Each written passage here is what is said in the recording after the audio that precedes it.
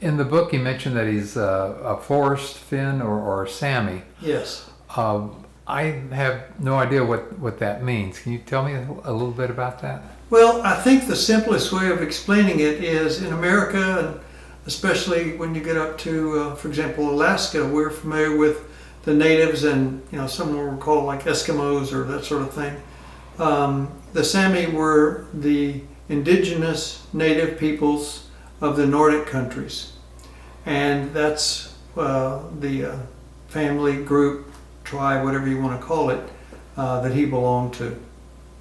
And in fact, I have not followed up on the research very much, but there's probably some likelihood of a relationship between some of the different individual indigenous groups in the northern countries.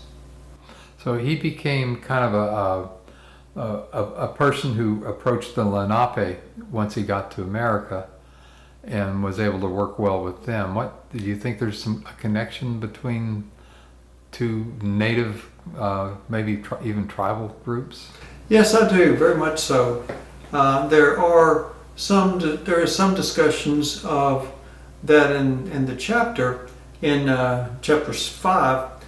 What we see though is that he had a relationship and there was a tribal connection, and that he went to an area where the Lenape had been there for thousands of years already. In other words, when he arrived in America, there were Lenape who had been there for tens of thousands of years, and he did seem to work with them, learn from them, get along well with them,